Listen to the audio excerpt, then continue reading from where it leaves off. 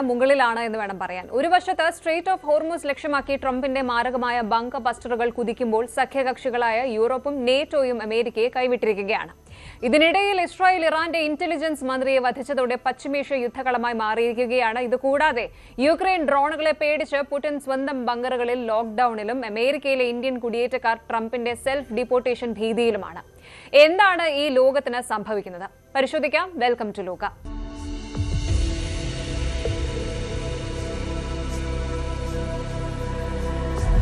ലോകം മറ്റൊരു മഹായുദ്ധത്തിന്റെ വക്കിലാണ്. പശ്ചിമേഷ്യയിൽ നിന്ന് വരുന്നത് ഒട്ടും ശുഭകരമല്ലാത്ത വാർത്തകളാണ്. ലോകത്തിന്റെ ഓയിൽ ലൈഫ് ലൈൻ എന്ന് വിളിക്കപ്പെടുന്ന സ്ട്രെയിറ്റ് ഓഫ് ഹോർമൂസ് ഇപ്പോൾ ഒരു അഗ്നിപർവ്വതം പോലെ പുകയുകയാണ്. അമേരിക്കൻ പ്രസിഡന്റ് ഡൊണാൾഡ് ട്രംപ് ഇറാനെതിരെ യുദ്ധം പ്രഖ്യാപിച്ചു കഴിഞ്ഞു. പക്ഷേ ഇവിടെയാണ് ട്വിസ്റ്റ്. തന്റെ വിശ്വസ്തരായ നേറ്റോ സഖ്യകക്ഷികൾ പോലും ട്രംപിനെ കൈവിട്ടിരിക്കുകയാണ്. എന്നാൽ ഞങ്ങൾക്ക് ആരുടെയും സഹായം വേണ്ട, ഒറ്റയ്ക്ക് നേരിട്ടോളാം എന്ന് ട്രംപ് ഗർജിക്കുമ്പോൾ അപ്പുറത്ത് ജർമ്മനിയും ബ്രിട്ടനും പറയുന്നത് മറ്റൊന്നാണ്. എന്താണ് ഹോർമൂസ് കടലിടുക്കിൽ സംഭവിക്കുന്നത്? അമേരിക്ക പ്രയോഗിച്ച ഭീകരമായ ആയുധം എന്താണ്? ലോകം മുഴുവൻ ഇതിന്റെ ആഘാതം എങ്ങനെ അനുഭവപ്പെടും? നോക്കാം. ആദ്യം തന്നെ നമുക്ക് ആ ഭീകരമായ ആയുധത്തെക്കുറിച്ച് സംസാരിക്കാം. കഴിഞ്ഞ 24 മണിക്കൂറിനിടെ അമേരിക്കൻ സൈന്യം ഹോർമൂസ് കടലിടുക്കിലെ ഇറാന്റെ തീരപ്രദേശങ്ങളിൽ വൻതോതിലുള്ള ആക്രമണമാണ് നടത്തിയത്. ഇവിടെ അമേരിക്ക ഉപയോഗിച്ചത് സാധാരണ മിസൈലുകളല്ല, മറിച്ച് 5000 പൗണ്ട് ബങ്കർ ബസ്റ്റർ ബോംബ്സ് ആണ്. ബങ്കർ ബസ്റ്റർ സാധാരണ ബോംബുകൾ ഉപരിതലത്തിൽ സർഫസിൽ തട്ടി പൊട്ടിത്തെറിക്കുമ്പോൾ ഈ ബങ്കർ ബസ്റ്ററുകൾ കോൺക്രീറ്റ് പാളികളും മണ്ണും തുളച്ച് അടിയന്തരമായി താഴേക്ക് ഇറങ്ങിച്ചെല്ലും. ഏകദേശം 100 അടി വരെ താഴ്ചയിലുള്ള ഭൂഗർഭ കേന്ദ്രങ്ങളെ പോലും ചാരമാക്കാൻ ഇതിന് ശേഷിയുണ്ട്. ഇറാൻ അവരുടെ മാരകമായ ആന്റി ഷിപ്പ് മിസൈലുകളും ഡ്രോണുകളും ഒളിപ്പിച്ചു വെച്ചിരിക്കുന്നത് കടലിനോട് ചേർന്നുള്ള പർവ്വതങ്ങൾക്കുള്ളിലെ രഹസ്യ ഗുഹകളിലും ബങ്കറുകളിലുമാണ്. ഇവയെ ലക്ഷ്യം വെച്ചാണ് അമേരിക്കയുടെ ഈ ഡീപ് പെനട്രേറ്റർ ആക്രമണം നടത്തുന്നത്. US സെൻട്രൽ കമാൻഡ് സെൻകോം സ്ഥിരീകരിച്ചത് പ്രകാരം ഇറാന്റെ മിസൈൽ ലോഞ്ചിംഗ് സൈറ്റുകൾ അമേരിക്ക തകർത്ത് തരിപ്പണമാക്കിയിരിക്കുകയാണ്. അത്രയും പവർഫുൾ ആണ് ഈ ആയുധം. ഒരു നിമിഷം കൊണ്ട് എല്ലാം ചാരമാക്കാൻ കഴിയുന്ന ഒരു മാരക പ്രഹരം. എന്തുകൊണ്ടാണ് ഈ കൊച്ചു കടലിടുക്കിന് വേണ്ടി ലോകരാജ്യങ്ങൾ ഇത്രയധികം കടിപിടി കൂടുന്നത്? സ്ട്രെയിറ്റ് ഓഫ് ഹോർമൂസ് വെറും ഒരു കടൽപാതയല്ല. ലോകത്ത് ഉപയോഗിക്കുന്ന പെട്രോളിയം ഉൽപ്പന്നങ്ങളുടെ ഏകദേശം 20 മുതൽ 25% വരെ കടന്നു പോകുന്നത് ഈ ഇടുങ്ങിയ വഴിയിലൂടെയാണ്. കേവലം 39 കിലോമീറ്റർ മാത്രം വീതിയുള്ള ഈ പ്രദേശം ഇറാൻ ബ്ലോക്ക് ചെയ്താൽ ലോകം മുഴുവൻ ഇരുട്ടിലാകും. ഇന്ന് വരെയുള്ള അല്ലെങ്കിൽ ഏറ്റവും പുതിയ കണക്കുകൾ പ്രകാരം ഇറാൻ ഈ പാതയിലൂടെയുള്ള കപ്പൽ ഗതാഗതം ഏകദേശം തടസ്സപ്പെടുത്തി കഴിഞ്ഞു. ഇതിനകം നിരവധി ടാങ്കറുകൾക്ക് നേരെ ആക്രമണമുണ്ടായി. ഇന്ത്യക്കാരടക്കം പല കപ്പൽ ജീവനക്കാർക്കും ജീവൻ നഷ്ടമായിട്ടുമുണ്ട്.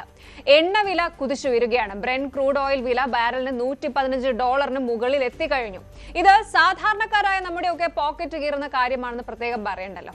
ഇനി നമുക്ക് ഇതിലെ രാഷ്ട്രീയത്തിലേക്ക് വരാം. US പ്രസിഡന്റ് ഡൊണാൾഡ് ട്രംപ് ഈ വിഷയത്തിൽ വളരെ അഗ്രസീവായ ഒരു നിലപാടിലാണ്. ഹോർമൂസ് കടലിടുക്ക് തുറക്കാൻ സഖ്യകക്ഷികൾ ഞങ്ങളെ സഹായിക്കണം, യുദ്ധക്കപ്പലുകൾ അയക്കണം എന്നാണ് ട്രംപ് ആവശ്യപ്പെട്ടത്. Britain, France, Germany, Japan, south Korea തുടങ്ങിയ രാജ്യങ്ങളോട് ട്രംപ് സഹായം അഭ്യർത്ഥിച്ചു. പക്ഷേ ഇവിടെയാണ് അമേരിക്കയ്ക്ക് തിരിച്ചടി ലഭിച്ചത്. ജർമ്മനിയുടെ നിലപാട് വളരെ വ്യക്തമാണ്. ജർമ്മനി വിദേശകാര്യമന്ത്രി പറഞ്ഞത് അമേരിക്കയ്ക്ക് ഈ പാത സംരക്ഷിക്കാൻ കഴിയില്ല എങ്കിൽ യൂറോപ്പിനും കഴിയില്ല എന്നാണ്.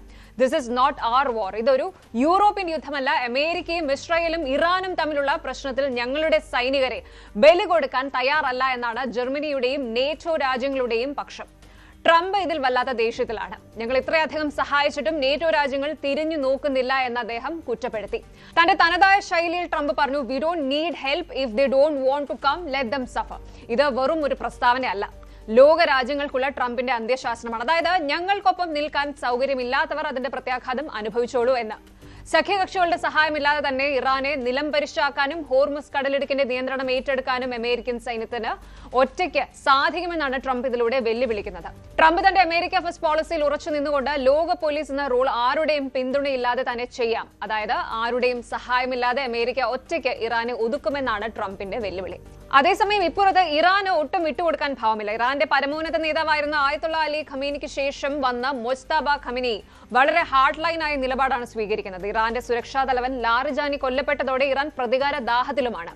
ഇസ്രായേലിനും അമേരിക്കൻ താവളങ്ങൾക്കും നേരെ ഡ്രോൺ മിസൈൽ മഴയാണ് അവർ വർഷിക്കുന്നത്. ശരിക്കും നേറ്റോ ഇവിടെ വലിയൊരു പ്രതിസന്ധിയിലാണ്. നേറ്റോയിലെ പ്രധാന ശക്തി അമേരിക്കയാണെങ്കിലും ബാക്കി അംഗരാജ്യങ്ങൾ ഈ യുദ്ധത്തിൽ പങ്കുചേരാൻ ഭയപ്പെടുന്നു. കാരണം ഇറാനുമായുള്ള യുദ്ധം റഷ്യയെ കൂടി ഇതിലേക്ക് വലിച്ചിഴയ്ക്കും എന്ന ഭയം ഭയമാണ് അവർക്ക്.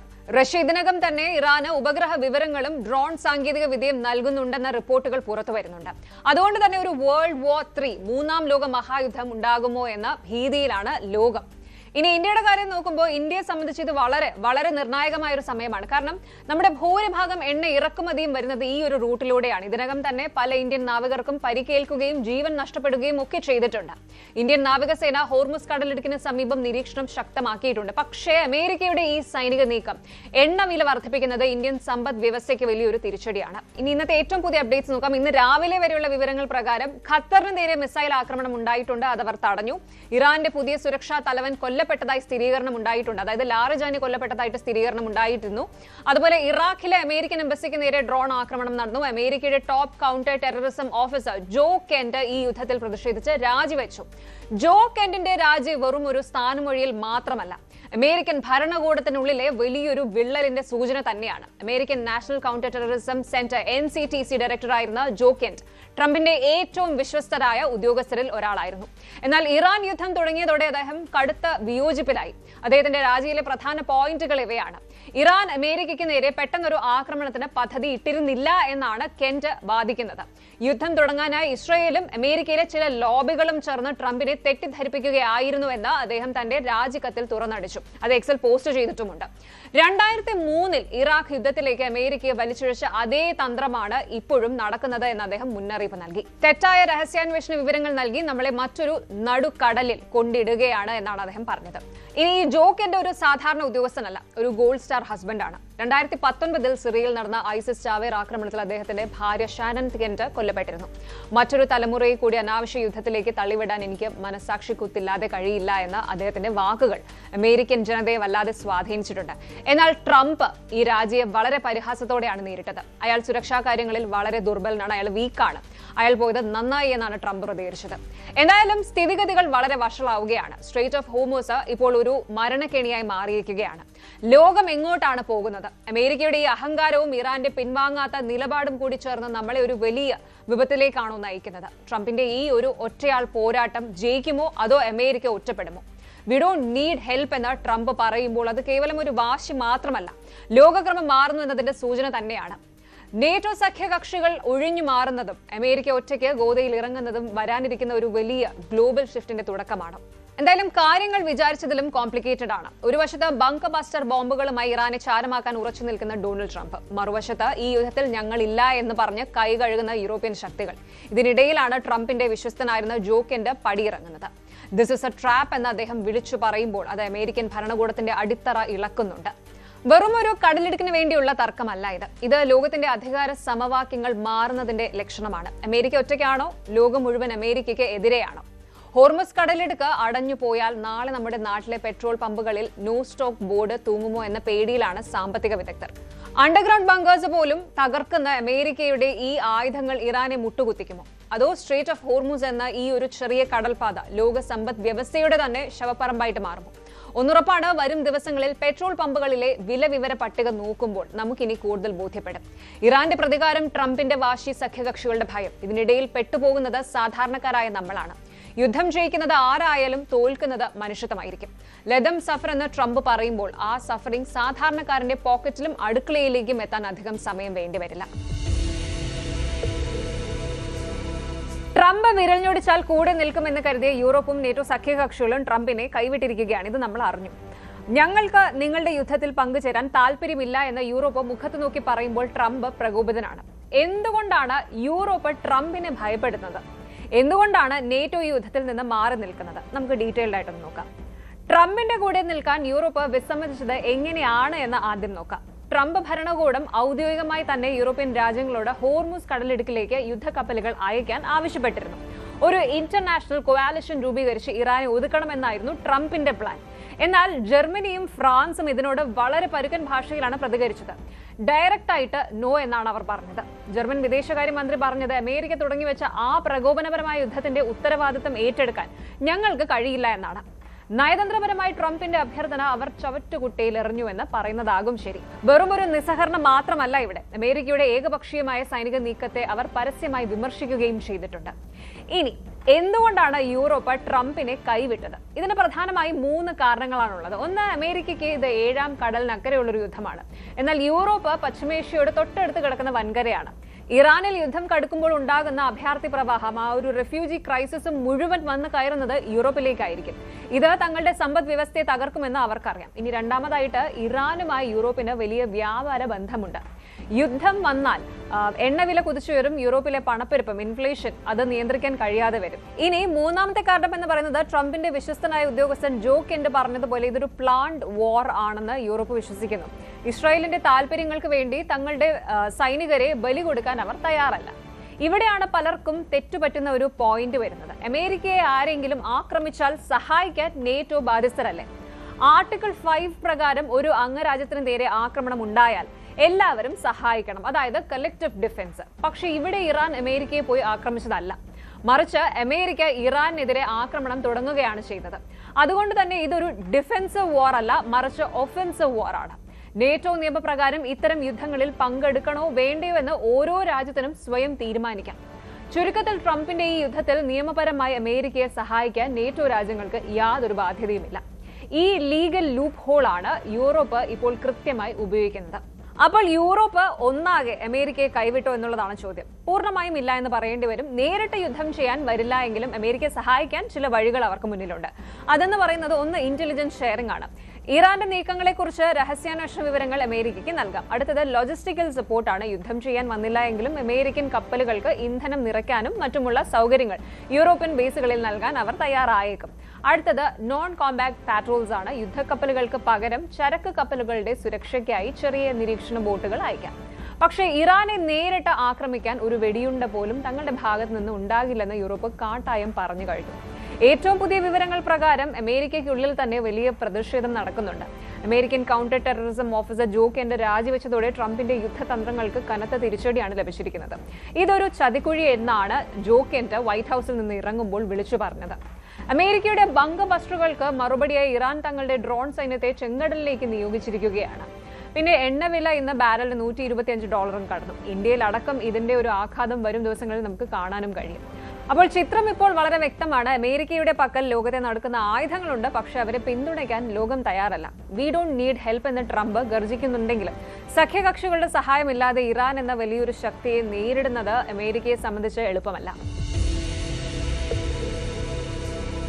അമേരിക്കയിൽ താമസിക്കുന്ന ലക്ഷക്കണക്കിന് ഇന്ത്യക്കാർ അടക്കമുള്ള കുടിയേറ്റക്കാരെ കാത്തിരിക്കുന്നത് എക്കാലത്തെയും വലിയ പ്രതിസന്ധിയാണ്. പ്രസിഡന്റ് ഡൊണാൾഡ് ട്രംപ് തന്റെ വാക്ക് പാലിച്ചിരിക്കുകയാണെന്ന് പറയണം. പക്ഷെ ഒരു ചെറിയ ട്വിസ്റ്റ് ഉണ്ട് ഇവിടെ. നിങ്ങൾ സ്വയം നാട് വിട്ടു പോകൂ, ഞങ്ങൾ നിങ്ങൾക്ക് പണം തരാം. ഇതാണ് ട്രംപ് ഭരണകൂടത്തിന്റെ പുതിയ മുദ്രാവാക്യം. CBC ഹോം മൊബൈൽ ആപ്പ് ഇതുവഴി രജിസ്റ്റർ ചെയ്താൽ കയ്യിൽ കിട്ടുന്നത് ഏകദേശം 2,15,000 രൂപ, $2,600 ആണ്. കേൾക്കുമ്പോൾ ഇതൊരു ലോട്ടറി പോലെ തോന്നാം, പക്ഷേ ഇതിന്റെ പിന്നിൽ വലിയൊരു ഭീകരത ഒളിഞ്ഞിരിപ്പുണ്ട്. എന്താണ് stay out and leave now campaign? ആർക്കൊക്കെയാണ് ഈ പണം ലഭിക്കുന്നത്? അമേരിക്കയിൽ ഇപ്പോൾ നടക്കുന്നത് എന്താണ്? പരിശോധിക്കാം. American department of homeland security DHS secretary Kristi Noem കഴിഞ്ഞ ദിവസമാണ് ഈ ഞെട്ടിക്കുന്ന വിവരങ്ങൾ പുറത്തുവിട്ടത്. ട്രംപ് അധികാരമേറ്റ ആദ്യ 200 ദിവസത്തിനുള്ളിൽ മാത്രം ഏകദേശം 16 ലക്ഷം അനധികൃത കുടിയേറ്റക്കാരെയാണ് അമേരിക്കയിൽ നിന്ന് പുറത്താക്കിയത്. ഇത് വെറുമൊരു കണക്കല്ല, ഒരു വലിയ ക്ലീനപ്പ് ഓപ്പറേഷനാണ്. ഇതിന്റെ അടുത്ത ഘട്ടമായിട്ടാണ് $200 മില്യൺ ചിലവിട്ട് നടപ്പിലാക്കുന്ന stay out and leave now campaign. ഇതിലൂടെ ട്രംപ് ഭരണകൂടം ലക്ഷ്യമിടുന്നത് അനധികൃതമായി രാജ്യത്ത് തുടരുന്ന ഇന്ത്യ, ചൈന, കൊളംബിയ തുടങ്ങിയ രാജ്യങ്ങളിൽ നിന്നുള്ളവരെയാണ്. മര്യാദയ്ക്ക് പോയാൽ പണം തരാം, അല്ലെങ്കിൽ പിടിച്ചുകെട്ടി നാട് കടത്തുമെന്ന വ്യക്തമായ സന്ദേശമാണ്. ഇനി എന്തൊക്കെയാണ് ഈ ഒരു ക്യാമ്പയിന്റെ ഓഫറുകൾ എന്നൊന്ന് നോക്കാം. ഇതിന്റെ സെൽഫ് ഡീപ്പോർട്ടേഷൻ എന്നാണ് ശരിക്കും വിളിക്കുന്നത്. അപ്പോൾ ആദ്യത്തെ ഓഫർ ഇതാണ്: $2,600 എക്സിറ്റ് ബോണസ്. അതായത് നിങ്ങൾ സ്വന്തമായിട്ട് നാട് വിടാൻ തയ്യാറാണെന്ന് അറിയിച്ചാൽ ഏകദേശം $2,600 ബോണസ് ആയിട്ട് ലഭിക്കും. നാട്ടിലെത്തുമ്പോൾ ഒരു പുതിയ ജീവിതം തുടങ്ങാൻ ഇത് സഹായിക്കുമെന്നാണ് ഗവൺമെന്റ് പറയുന്നത്. രണ്ടാമത്തേത് കോസ്റ്റ് ഫ്രീ ട്രാവൽ. വിമാന ടിക്കറ്റും മറ്റും പണം കണ്ടെത്താൻ പ്രയാസപ്പെടുന്നവർക്ക് സർക്കാർ വക സൗജന്യ യാത്ര. $1 പോലും ചിലവില്ലാതെ സ്വന്തം നാട്ടിലെത്താം. ഇനി മൂന്നാമത്തേത് നോ അറസ്റ്റ് ഓർ ഡിറ്റൻഷൻ. ഏറ്റവും വലിയ ആശ്വാസം ഇത് തന്നെയാണ്. നിങ്ങളെ ഒരു കുറ്റവാളിയെ പോലെ അറസ്റ്റ് ചെയ്യില്ല, കൈവിലങ്ങ് വെക്കില്ല. ഒരു സാധാരണ ട്രാവലറെ പോലെ മാന്യമായി നിങ്ങൾക്ക് വിമാനം കയറാം. ഇനി നാലാമത്തേതായിട്ട് ഫൊർഗീവ്നെസ് ഓഫ് ഫൈൻസ്. അതായത് പലർക്കും നാട് വിടാൻ ഉത്തരവ് കിട്ടിയിട്ടും പോകാത്തതിന് വൻ തുക പിഴ അടയ്ക്കാനുണ്ടാകും. ഈ പ്രോഗ്രാമിൽ ചേർന്നാൽ ആ പിഴകളെല്ലാം സർക്കാർ വേണ്ട എന്ന് വെക്കും. ഇനി ഇത്രയും കാശ് അല്ലെങ്കിൽ പണം കിട്ടുമെന്ന് കേട്ട് ആരും ചാടി പുറപ്പെടണ്ട. ഇതിൽ മറഞ്ഞിരിക്കുന്ന ആ വലിയ ട്വിസ്റ്റ് ഇതാണ്: ഇത് ക്രിമിനൽ പശ്ചാത്തലം ഇല്ലാത്തവർക്ക് മാത്രമുള്ളതാണ്. നിങ്ങളൊരു സാധാരണ കുടിയേറ്റക്കാരനാണെങ്കിൽ ഈ ആനുകൂല്യം ലഭിക്കും. പക്ഷേ ക്രിമിനൽ റെക്കോർഡ് ഉണ്ടെങ്കിൽ നേരെ ജയിലിലേക്കും അവിടെ നിന്ന് നിർബന്ധിത നാട് കടത്തലിലേക്കും പോകും. ഈ പ്രക്രിയ മുഴുവൻ നടക്കുന്നത് ഒരു മൊബൈൽ ആപ്പ് വഴിയാണ്, CBC ഹോം മൊബൈൽ ആപ്പ്. ഈ ആപ്പിൽ രജിസ്റ്റർ ചെയ്യുന്നതോടെ നിങ്ങളുടെ എല്ലാ വിവരങ്ങളും സെക്യൂരിറ്റി ഏജൻസികൾക്ക് കൈമാറപ്പെടും. അവിടെയാണ് അപകടം ഒളിഞ്ഞിരിക്കുന്നത്. ഒരിക്കൽ നിങ്ങൾ ഈ ആപ്പിൽ വിവരങ്ങൾ നൽകിയാൽ നിങ്ങൾ അമേരിക്കയിൽ എവിടെയുണ്ട് എന്ന് ഗവൺമെന്റിന് കൃത്യമായി അറിയാം. ഒരു വശത്ത് സേഫ് ആൻഡ് ഓർഡർലി ഡിപ്പാർച്ചർ എന്ന് വിളിക്കുമ്പോഴും മറുവശത്ത് ഇത് കുടിയേറ്റക്കാരെ ട്രാക്ക് ചെയ്യാനുള്ള ഒരു തന്ത്രമാണ് എന്ന് പല മനുഷ്യാവകാശ സംഘടനകളും ആരോപിക്കുന്നുണ്ട്. ഭയമില്ലാതെ പോകൂ എന്ന് സർക്കാർ പറയുമ്പോഴും വർഷങ്ങളോളം അധ്വാനിച്ച് ഉണ്ടാക്കിയതെല്ലാം ഉപേക്ഷിച്ചു പോകേണ്ടി വരുന്നവരുടെ അവസ്ഥ വളരെ ദയനീയമാണ്. ഇതൊരു വലിയ ഭീതിയാണ്. ആയിരക്കണക്കിന് ഇന്ത്യൻ കുടുംബങ്ങൾ ഇപ്പോൾ ഉറക്കമില്ലാത്ത രാത്രികളിലാണ്. US-ൽ ജനിച്ച കുട്ടികളുടെ മാതാപിതാക്കൾ, വർഷങ്ങളായി ടാക്സ് അടച്ച് ജീവിക്കുന്നവരും ഇവരൊക്കെ ഇപ്പോൾ ഈ ഒരു $2200 വാങ്ങി രാജ്യം വിടണോ അതോ പിടിക്കപ്പെടുന്നത് വരെ ഒളിച്ചു താമസിക്കണോ എന്ന ആശയക്കുഴപ്പത്തിലാണ്. സെക്രട്ടറി ക്രിസ്റ്റി നിയോം പറയുന്നത് കുടിയേറ്റക്കാർ പോകുന്നതോടെ അമേരിക്കൻ സ്കൂളുകളിലെയും ആശുപത്രികളിലെയും തിരക്ക് കുറയുമെന്നും അമേരിക്കക്കാർക്ക് കൂടുതൽ ജോലികൾ ലഭിക്കുമെന്നുമാണ്. മാസീവ് ടാക്സ് പേയേഴ്സ് സേവിങ്സ് എന്നാണ് ഇതിനെ അവർ വിശേഷിപ്പിക്കുന്നത്. പക്ഷേ ഈ സേവിങ്സിന് പിന്നിൽ തകരുന്നത് ലക്ഷക്കണക്കിന് മനുഷ്യരുടെ സ്വപ്നങ്ങളാണ്. ഏറ്റവും പുതിയ വിവരങ്ങൾ അനുസരിച്ച് ഇന്ത്യയിൽ നിന്നുള്ള ഏകദേശം 50,000 പേർ ഇതിനോടകം ഈ ആപ്പിൽ രജിസ്റ്റർ ചെയ്തതായിട്ട് റിപ്പോർട്ടുകളുണ്ട്. കൊളംബിയയിൽ നിന്നും ചൈനയിൽ നിന്നുമുള്ള കുടിയേറ്റക്കാരുടെ എണ്ണം കുത്തനെ കുറയുന്നുണ്ട്. മറ്റു റിപ്പോർട്ടുകൾ പ്രകാരം അമേരിക്കയിലെ പല സ്റ്റേറ്റുകളിലും IC റെയ്ഡുകൾ ശക്തമാക്കിയിരിക്കുകയാണ്. ആപ്പ് വഴി രജിസ്റ്റർ ചെയ്യാത്തവരെ പിടികൂടി മാസ് ഡിറ്റൻഷൻ സെന്ററുകളിലേക്ക് മാറ്റാനാണ് ട്രംപിന്റെ ഉത്തരവ്. അതുപോലെ ജോലി സ്ഥലങ്ങളിൽ പരിശോധന കർശനമാക്കിയിട്ടുണ്ട്. അനധികൃതമായി ആർക്കെങ്കിലും ജോലി നൽകിയാൽ ആ കമ്പനികൾക്ക് വൻതുക പിഴ ചുമത്തും. ഇനിയുള്ള ചോദ്യം ഇതാണ്: ഇന്ത്യ ഇതിനോട് എങ്ങനെ പ്രതികരിക്കുന്നു എന്നാണ്. ഇന്ത്യൻ ഗവൺമെന്റ് തങ്ങളുടെ പൗരന്മാരുടെ സുരക്ഷ ഉറപ്പാക്കണമെന്ന് അമേരിക്കയോട് ആവശ്യപ്പെട്ടിട്ടുണ്ട്. നാട്ടിലേക്ക് മടങ്ങുന്നവർക്ക് പുനരധിവാസ പദ്ധതികൾ ഒരുക്കാൻ കേന്ദ്ര സർക്കാർ ആലോചിക്കുന്നു എന്നാണ് സൂചന. എങ്കിലും ഇത്രയും വലിയൊരു ജനവിഭാഗം പെട്ടെന്ന് തിരിച്ചെത്തുന്നത് ഇന്ത്യയുടെ സാമ്പത്തിക രംഗത്തും വലിയ ചലനങ്ങൾ ഉണ്ടാക്കും. $2600 വാങ്ങി മാന്യമായി രാജ്യം വിടുന്നതാണോ അതോ അമേരിക്കയിൽ പിടിക്കപ്പെടാതെ തന്നെ തുടരുന്നതാണോ ബുദ്ധി? ഒരു വശത്ത് $2600 ചെക്ക്, മറുവശത്ത് സ്വന്തം സ്വപ്നങ്ങളുടെ പടിയിറക്കം. ട്രംപ് ഭരണകൂടം ഇതിനെ എ സേഫ് ഓർഡർലി ഓൾട്ടർനേറ്റീവ് എന്ന് വിളിക്കുമ്പോഴും പ്രവാസികളെ സംബന്ധിച്ച് ഇതൊരു ഗോൾഡൻ ഹാൻഡ് ഷേക്ക് ആണോ അതോ എക്സിറ്റ് ട്രാപ്പ് ആണോ എന്നതാണ് വലിയ ചോദ്യം. ട്രംപിന്റെ ഈ സെൽഫ് ഡീപ്പോർട്ടേഷൻ പ്ലാൻ വിജയിക്കുമോ? ഒരു കാര്യം ഉറപ്പാണ്: അമേരിക്കയുടെ വാതിലുകൾ ഇപ്പോൾ പതുക്കെ അടഞ്ഞുകൊണ്ടിരിക്കുകയാണ്. കുടിയേറ്റക്കാരുടെ പറുദീസ എന്ന് വിളിക്കപ്പെട്ടിരുന്ന രാജ്യം ഇന്ന് stay out and leave now എന്ന പോസ്റ്ററുകൾ തൂക്കുകയാണ്. അമേരിക്കയിൽ നിന്ന് ഇതിനോടകം 1.6 മില്യൺ ആളുകൾ പുറത്തായി കഴിഞ്ഞു. ഭയപ്പെടുത്തി പുറത്താക്കുന്നതിനേക്കാൾ പണം നൽകി പറഞ്ഞു വിടുന്നതാണ് ലാഭകരമെന്ന ഒരു കൃത്യമായ ബിസിനസ് ബുദ്ധിയാണ് ഇവിടെ ട്രംപ് പ്രയോഗിക്കുന്നത്. പക്ഷെ വർഷങ്ങളോളം ആ രാജ്യം കെട്ടിപ്പടുക്കാൻ വിയർപ്പൊഴുക്കിയ സാധാരണക്കാരന്റെ വേദന ഈ ഒരു $2600 ഒതുങ്ങുമോ? അതാണ് ഏറ്റവും വലിയ ചോദ്യം. ഇന്നത്തെ കാലത്ത്, ഇന്നത്തെ ഈ ഒരു ലോകത്ത് അതിരുകൾ കൂടുതൽ കടുപ്പമേറിയതാവുകയാണ്. ചുവപ്പ് പരവതാനി വിരിച്ച് സ്വീകരിച്ചിരുന്നവർ ഇപ്പോൾ ചുവപ്പ് കാർഡ് കാണിച്ച് പുറത്താക്കുകയാണ്. ഇത് അമേരിക്കയുടെ മാത്രം കഥയല്ല, ആഗോളതലത്തിൽ മാറിക്കൊണ്ടിരിക്കുന്ന രാഷ്ട്രീയത്തിന്റെ ഒരു സൂചന കൂടിയാണ്. വ്ളാഡിമിർ പുടിൻ, ഈ ഒരു പേര് കേൾക്കുമ്പോൾ ലോകത്തിന്റെ മനസ്സിൽ ആദ്യം വരുന്നത് അജയ്യനായ, ലോകത്തെ വിറപ്പിക്കുന്ന ഒരു കരുത്തനായ ഭരണാധികാരിയുടെ ചിത്രമാണ്. എന്നാൽ ഇന്ന് 2026 മാർച്ച് മാസത്തിൽ ആ ഒരു ചിത്രം പാടെ മാറിയിരിക്കുകയാണ്. യുക്രൈൻ യുദ്ധം അതിന്റെ 2ാം വർഷവും പിന്നിട്ട് മുന്നോട്ട് പോകുമ്പോൾ ക്രെംലിൻ എന്ന അധികാര കേന്ദ്രം ഇന്ന് ഭയത്തിന്റെ നിഴലിലാണ്. ശരിക്കും സത്യത്തിൽ പുടിൻ ഒളിവിലാണോ? തന്റെ പ്രിയപ്പെട്ട വിശ്രമ കേന്ദ്രമായ സോച്ചിയിലെ ആഡംബര വസതിക്ക് ചുറ്റും പുടിൻ ഇപ്പോൾ തീർത്തിരിക്കുന്നത് ഒരു അദൃശ്യമായ സുരക്ഷാ മതിലാണ്. സ്വന്തം ജനങ്ങളെ പോലും സംശയത്തോടെ കാണേണ്ടി വരുന്ന ഒരു അവസ്ഥയിലേക്ക് റഷ്യൻ പ്രസിഡന്റ് എങ്ങനെയാണ് എത്തിയത്? യുക്രൈനിന്റെ ആ കൊച്ചു ഡ്രോണുകൾ റഷ്യയുടെ ഉറക്കം കെടുത്തുന്നത് എങ്ങനെയാണ്? പുടിന്റെ സുരക്ഷാ വലയത്തിനുള്ളിലെ ഞെട്ടിക്കുന്ന വിവരങ്ങൾ ഒന്ന് പരിശോധിക്കാം. റഷ്യയിൽ നിന്ന് പുറത്തു വരുന്നത് സാധാരണ വാർത്തകളല്ല, വിറപ്പിക്കുന്ന വാർത്തകളാണ്. സോച്ചിയിലെ ബച്ചാരോ റുചെ, പുടിനെ സംബന്ധിച്ചിടത്തോളം ഇതൊരു വെറും വെക്കേഷൻ ഹോം അല്ല. ലോക നേതാക്കളെ സ്വീകരിക്കാനും നിർണായകമായ അന്താരാഷ്ട്ര നയതന്ത്ര ചർച്ചകൾ നടത്താനും അദ്ദേഹം ഉപയോഗിക്കുന്ന ഇടമാണിത്. എന്നാൽ ഇന്ന് ഈ പ്രദേശം ഒരു സൈനിക താവളത്തിന് സമാനമാണ്. ഫെഡറൽ പ്രൊട്ടക്റ്റീവ് സർവീസ് പുറപ്പെടുവിച്ചിരിക്കുന്ന പുതിയ ഉത്തരവുകൾ പ്രകാരം 3 ചതുരശ്ര കിലോമീറ്റർ പ്രദേശം പൂർണ്ണമായും ഒരു നോ ഗോ സോൺ ആയി പ്രഖ്യാപിക്കപ്പെട്ടിരിക്കുകയാണ്. പക്ഷേ ഇതിലെ ഏറ്റവും പ്രധാനപ്പെട്ട കാര്യം മറ്റൊന്നാണ്. ഈ നിയന്ത്രണം കരയിൽ മാത്രമല്ല, കടലിലുമുണ്ട്. പുടിന്റെ വസതിക്ക് സമീപമുള്ള കടൽ തീരങ്ങളിൽ പോലും ഇപ്പോൾ ബോട്ടുകൾക്കോ സാധാരണക്കാർക്കോ പ്രവേശനമില്ല. റഷ്യൻ പ്രസിഡന്റ് ഇത്രയധികം ഉൾവലിയാൻ കാരണം എന്താണ്? ഉത്തരം ലളിതമാണ്: ഭയം. യുക്രൈൻ അയക്കുന്ന ആ അദൃശ്യ ഡ്രോണുകൾ എപ്പോൾ വേണമെങ്കിലും തന്റെ കിടപ്പുമുറിയിൽ വരെ എത്തിയേക്കാമെന്ന തിരിച്ചറിവ് പുടിനെ വല്ലാതെ വേട്ടയാടുന്നുണ്ട്. ഇനി നമുക്ക് ആയുധങ്ങളുടെ കാര്യത്തിലേക്ക് വരാം. റഷ്യയെ പോലെ ഒരു വൻ ശക്തിയെ പ്രതിരോധത്തിലാക്കുന്നത് കൂറ്റൻ മിസൈലുകളോ ടാങ്കുകളോ അല്ല, മറിച്ച് ചെലവ് കുറഞ്ഞതും എന്നാൽ അതീവ കൃത്യതയുള്ളതുമായ ലോങ് റേഞ്ച് അറ്റാക്ക് ഡ്രോണുകളാണ്. ഒന്ന് ആലോചിച്ച് നോക്കൂ. ലക്ഷക്കണക്കിന് കോടികൾ മുടക്കി റഷ്യ നിർമ്മിച്ച റേഡാർ സംവിധാനങ്ങളെ വെട്ടിച്ച് ആകാശത്തെ അദൃശ്യ കൊലയാളികളെ പോലെ ഈ ഡ്രോണുകൾ പറന്നു നടക്കുകയാണ്. മോസ്കോയിലെ ക്രെംലിൻ കെട്ടിടത്തിന് മുകളിൽ വരെ ഡ്രോണുകൾ എത്തിയ വാർത്തയും നാം കണ്ടതാണ്. ഇതിന്റെ ഭീകരത എന്താണെന്ന് വെച്ചാൽ, നിങ്ങൾ എവിടെ ഒളിച്ചിരുന്നാലും ആകാശത്ത് നിന്ന് ഒരു ചെറിയ ഡ്രോൺ വന്ന് നിങ്ങളുടെ സുരക്ഷാ വലയം തകർക്കും എന്നതാണ്.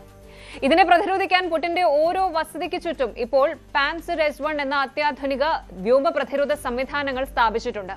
റഷ്യൻ പ്രസിഡന്റ് യാത്ര ചെയ്യുമ്പോൾ പോലും യുദ്ധവിമാനങ്ങളുടെ അകമ്പടി നിർബന്ധമാക്കിയിരിക്കുകയാണ്. ഒരു കാലത്ത് ലോകത്തെ വിറപ്പിച്ച നേതാവ് ഇന്ന് ബുള്ളറ്റ് പ്രൂഫ് ജാക്കറ്റ് ഇല്ലാതെ പുറത്തിറങ്ങാൻ പോലും ഭയപ്പെടുന്നുണ്ട്. ഈ സുരക്ഷാ നടപടികൾ കാരണം ദുരിതത്തിലായിരിക്കുന്നത് സോച്ചിയിലെ സാധാരണക്കാരാണ്. ലോകപ്രശസ്തമായ ഈ ഒരു ടൂറിസ്റ്റ് കേന്ദ്രം ഇന്നൊരു പ്രേത നഗരത്തിന് സമാനമാണ്. ഡ്രോണുകൾ പറത്തുന്നത് പൂർണ്ണമായും നിരോധിച്ചു. പെയിന്റ്ബോൾ ഗെയിമുകൾ, അതുപോലെ എയർ സോഫ്റ്റ് ക്ലബ്ബുകൾ എന്നിവ പോലും അടച്ചുപൂട്ടി. എന്തെങ്കിലും ആയുധത്തോട് സാമ്യമുള്ള വസ്തുക്കൾ കൈവശം വച്ചാൽ നിങ്ങൾ ജയിലിലാകും. വസതിക്ക് സമീപമുള്ള വർക്ക്ഷോപ്പുകൾ, മാലിന്യ നിർമ്മാർജ്ജന കേന്ദ്രങ്ങൾ, ഹെലിപാഡുകൾ എന്നിവയെല്ലാം നീക്കം ചെയ്തു.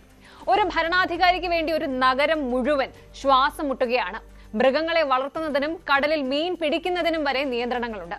ഇത് ജനങ്ങൾക്കിടയിൽ വലിയ അതൃപ്തി ഉണ്ടാക്കുന്നുണ്ട്. പക്ഷേ അയൺ ഫിസ്റ്റ് ഭരണം നടത്തുന്ന പുടിന്റെ മുന്നിൽ ആർക്കും ശബ്ദമുയർത്താൻ കഴിയില്ല. പുടിൻ ഇന്ന് നേരിടുന്നത് ഒരു ഡബിൾ ചലഞ്ചാണ്. പുറത്ത് യുക്രൈനും നേറ്റോയും, അകത്ത് സ്വന്തം ജനതയുടെയും സൈനിക ഉദ്യോഗസ്ഥരുടെയും അതൃപ്തി. യുക്രൈൻ യുദ്ധം 2ാം വർഷം പിന്നിടുമ്പോൾ റഷ്യൻ സമ്പദ് വ്യവസ്ഥ തകർന്നിരിക്കുകയാണ്. സാമ്പത്തികമായും നയതന്ത്രപരമായും റഷ്യ ഒറ്റപ്പെട്ടു കഴിഞ്ഞു. മുൻപ് റഷ്യയോടൊപ്പം നിന്നിരുന്ന പല രാജ്യങ്ങളും ഇപ്പോൾ നയം മാറ്റുകയാണ്. ഈ അവസരത്തിൽ പുടിനെ ലക്ഷ്യം വെച്ചുള്ള ഒരു ആക്രമണം നടന്നാൽ അത് റഷ്യയുടെ ആഭ്യന്തര തകർച്ചയ്ക്ക് കാരണമാകുമെന്ന് ക്രെംലിൻ ഭയപ്പെടുന്നു. ഈ ഇൻസെക്യൂരിറ്റിയാണ് ഓരോ വസതിക്കും ചുറ്റും കോട്ടകൾ കെട്ടാൻ അവരെ പ്രേരിപ്പിക്കുന്നത്. സാധാരണ ഒരു രാഷ്ട്രത്തലവൻ ആധുനിക സാങ്കേതിക വിദ്യ ഉപയോഗിച്ച് രഹസ്യമായിട്ടാണ് സുരക്ഷ ഉറപ്പാക്കാറുള്ളത്. എന്നാൽ പുടിൻ ഇത് പരസ്യമായി ചെയ്യുന്നത് വഴി തന്റെ ഭയത്തെ ലോകത്തിനു മുന്നിൽ തുറന്നു കാട്ടുകയാണോ? ഇനി സോച്ചിയിൽ മാത്രമല്ല, മോസ്കോയിലെയും വൽദായിലെയും പുടിന്റെ വസതികൾക്ക് ചുറ്റും സുരക്ഷ ഇരട്ടിയാക്കിയിട്ടുണ്ട്. കഴിഞ്ഞ ആഴ്ചയിൽ വൽദായിലെ വസതിക്ക് സമീപം ഒരു അജ്ഞാത ഡ്രോൺ വെടിവെച്ചിട്ടതായി റിപ്പോർട്ടുകളുമുണ്ട്. ഇതോടെ പുടിൻ പൊതുവേദികളിൽ വരുന്നത് ഗണ്യമായി കുറച്ചു. പല മീറ്റിംഗുകളും ഇപ്പോൾ വീഡിയോ കോൺഫറൻസിംഗ് വഴിയാണ് നടക്കുന്നത്. തന്റെ സുരക്ഷാ വലയത്തിനുള്ളിലെ ചെറിയൊരു പാളിച്ച പോലും വലിയൊരു ദുരന്തത്തിലേക്ക് നയിക്കുമെന്ന് പുടിൻ തിരിച്ചറിയുന്നു. അതുകൊണ്ട് തന്നെ റഷ്യൻ പ്രസിഡന്റ് ഇന്നൊരു ആഡംബര ജയിലിനുള്ളിലാണ് എന്ന് പറയുന്നതാകും ശരി. അപ്പോൾ കാര്യം ഇങ്ങനെയാണ്. ലോകത്തിലെ ഏറ്റവും അണുവായുധ ശേഖരമുള്ള രാജ്യത്തെ നയിക്കുന്ന വ്യക്തി ഒരു ചെറിയ ഡ്രോണിനെ പേടിച്ച് തന്റെ ജനങ്ങളിൽ നിന്ന് ഒളിച്ചിരിക്കേണ്ടി വരുന്നു എന്നതാണ് ഇന്നത്തെ ഏറ്റവും വലിയ വിരോധാഭാസം. അധികാരം എത്ര വലുതായാലും അത് ഭയത്താൽ നയിക്കപ്പെടുന്നതാണെങ്കിൽ അതിന്റെ തകർച്ച ദൂരെയല്ല എന്നതാണ് ചരിത്രം നമ്മെ പഠിപ്പിച്ചിട്ടുള്ളത്. ഇറാന്റെ സുരക്ഷാ തലവൻ ലാറിജാനി കൊല്ലപ്പെട്ട് മണിക്കൂറുകൾക്കുള്ളിൽ തന്നെ ഇസ്രായേൽ അടുത്ത പ്രഹരം ഏൽപ്പിച്ചിരിക്കുകയാണ്. ഇറാനിന്റെ അധികാര കേന്ദ്രങ്ങളെ വിറപ്പിച്ചുകൊണ്ട് ഇസ്രായേൽ തങ്ങളുടെ മാരകമായ പ്രതികാരം പൂർത്തിയാക്കിയിരിക്കുന്നു. ഇറാന്റെ ഇന്റലിജൻസ് മന്ത്രി, ചാരശൃംഖല തലവൻ ഇസ്മായിൽ ഖത്തീബിനെയാണ് ഇസ്രായേൽ തകർത്തിരിക്കുന്നത്. പശ്ചിമേഷ്യ പൂർണ്ണമായും അങ്ങനെ ഒരു യുദ്ധക്കളമായി മാറിയിരിക്കുകയാണ്. ഈ ആക്രമണത്തിന് ഇസ്രായേൽ ഉപയോഗിച്ച ആ മാരകമായ ആയുധം ഏതാണ്? ഇറാന്റെ തിരിച്ചടി എങ്ങനെയായിരിക്കും? പരിശോധിക്കാം. കഴിഞ്ഞ രാത്രിയിൽ ഇറാന്റെ തലസ്ഥാനമായ ടെഹ്റാനിൽ നടന്നത് അതിഭീകരമായ സ്ഫോടനങ്ങളാണ്. ഇറാന്റെ അതീവ സുരക്ഷാ മേഖലയിലുള്ള ഇന്റലിജൻസ് മന്ത്രാലയത്തിന്റെ രഹസ്യ സങ്കേതത്തിന് നേരെയാണ് ഇസ്രായേൽ വ്യോമാക്രമണം നടത്തിയത്. ഇസ്രായേൽ ഡിഫൻസ് ഫോഴ്സ് ഔദ്യോഗികമായി തന്നെ സ്ഥിരീകരിച്ചിട്ടുണ്ട്. ഇസ്മായിൽ ഖത്തീബ് ആ ആക്രമണത്തിൽ കൊല്ലപ്പെട്ടു. ഇറാനിന്റെ എല്ലാ നീക്കങ്ങളും മുൻകൂട്ടി അറിയുന്ന മൊസാദിനെ പോലും വെല്ലുവിളിച്ചിരുന്ന ഖത്തീബിനെ സ്വന്തം മണ്ണിൽ വെച്ച് തന്നെ ഇസ്രായേൽ തീർത്തു എന്നത് ലോകത്തെ ഞെട്ടിച്ചിരിക്കുകയാണ്. ഇറാന്റെ ബുദ്ധികേന്ദ്രം ഇനി വെറും ചരിത്രമെന്നാണ് ഇസ്രായേൽ മാധ്യമങ്ങൾ ഇതിനെ വിശേഷിപ്പിക്കുന്നത്. ഇറാന്റെ റേഡാർ സംവിധാനങ്ങളെയും വ്യോമ പ്രതിരോധ കവചങ്ങളെയും വെട്ടിച്ച് ലക്ഷ്യസ്ഥാനത്ത് കൃത്യമായി എത്തിയത് ഇസ്രായേലിന്റെ പ്രിസിഷൻ സ്റ്റെൽത്ത് മിസൈൽസ് ആണ്. ഇത് വെറും ഒരു മിസൈൽ അല്ല, കോൺക്രീറ്റ് പാളികൾ തുളച്ചു കയറി നിശ്ചിത മുറിക്കുള്ളിൽ മാത്രം സ്ഫോടനം നടത്താൻ ശേഷിയുള്ള ടാർഗറ്റഡ് വാർഹെഡ് ആണ്. ഇസ്രായേൽ ഇതാണ് ഇവിടെ പ്രയോഗിച്ചത്. അതായത് കെട്ടിടത്തിനുള്ളിലെ മറ്റാരും അറിയാതെ ലക്ഷ്യമിട്ട വ്യക്തിയെ മാത്രം ചാരമാക്കാൻ ഇതിന് കഴിയും. ഇത്രയും ആധുനികമായ ഒരു ആയുധത്തിന് മുന്നിൽ ഇറാന്റെ സുരക്ഷാ ഏജൻസികൾ നിസ്സഹായരായി. ഒരു നിമിഷം കൊണ്ട് എല്ലാം കഴിഞ്ഞു. ഇറാൻ ഇപ്പോൾ കടുത്ത ഞെട്ടലിലാണ്. തങ്ങളുടെ 2 പ്രധാന നേതാക്കൾ മണിക്കൂറുകൾക്കുള്ളിൽ കൊല്ലപ്പെട്ടത് ഇറാന്റെ ആത്മവിശ്വാസം തകർത്തിട്ടുണ്ട്. പുതിയ പരമോന്നത നേതാവ് മുസ്തഫ ഖമീനി അടിയന്തര യോഗം വിളിച്ചിട്ടുണ്ട്. ഏതായാലും കനത്ത പ്രതികാരം വരുന്നു എന്നാണ് ഇറാന്റെ ഭാഗത്ത് നിന്നുള്ള മുന്നറിയിപ്പ്. ഇസ്രായേലിലെ പ്രധാന നഗരങ്ങളായ ടെലവീവിനും ഹൈഫയ്ക്കും നേരെ മിസൈൽ മഴ വർഷിക്കുമെന്ന് ഇറാൻ റവല്യൂഷണറി ഗാർഡ്സ് വെല്ലുവിളിക്കുന്നുണ്ട്. ഇതിനകം തന്നെ ഇറാന്റെ മിസൈൽ യൂണിറ്റുകൾ അതിർത്തികളിലേക്ക് നീങ്ങി തുടങ്ങിയതായിട്ടാണ് റിപ്പോർട്ടുകൾ. ഈ വാർത്ത പുറത്തു വന്നതോടെ ലോകവിപണിയിൽ എണ്ണവില കുതിച്ചുയരുകയാണ്. ഹോർമുസ് കടലിടുക്ക് ഇറാൻ പൂർണ്ണമായും അടച്ചേക്കുമെന്ന ഭീതിയിലാണ് ലോകം. ഇസ്രായേൽ തുടങ്ങിയ ഈ ഒരു കളി എവിടെയാണ് അവസാനിക്കാൻ പോകുന്നത്? ഇറാന്റെ ബുദ്ധി കേന്ദ്രത്തെ തന്നെ ഇല്ലാതാക്കിയതോടെ ഇസ്രായേൽ തങ്ങളുടെ മേൽക്കോയ്മ തെളിയിച്ചിരിക്കുകയാണ്. പക്ഷേ കടുവയെ മടയിൽ ചെന്ന് ആക്രമിച്ചാൽ ഉണ്ടാകുന്ന പ്രത്യാഘാതം എത്ര വലുതായിരിക്കും? കണ്ടു തന്നെ അറിയണം. ട്രംപിന്റെ വാശിയും പുടിന്റെ ഭയവും ഇറാന്റെ പ്രതികാരവും കൂടി ലോകത്തെ ഒരു വലിയ ദുരന്തത്തിലേക്കാണോ നയിക്കുന്നത്? യുദ്ധക്കപ്പലുകൾ കടലിലും ഡ്രോണുകൾ ആകാശത്തും വട്ടമിടുമ്പോൾ സാധാരണക്കാരായ നമ്മുടെ ജീവിതം എവിടെ ചെന്ന് അവസാനിക്കും? എന്തായാലും കാര്യങ്ങൾ അത്ര പന്തിയല്ല എങ്കിലും നമുക്ക് പ്രത്യാശ കൈവിടാതെ മുന്നോട്ട് പോകാം. ലോകം എത്ര വലിയ പ്രതിസന്ധിയിലായാലും നയതന്ത്ര ചർച്ചകളിലൂടെയും സമാധാന ശ്രമങ്ങളിലൂടെയും ഇതിനൊരു പരിഹാരം ഉണ്ടാകുമെന്ന് നമുക്ക് വിശ്വസിക്കാം. Good night.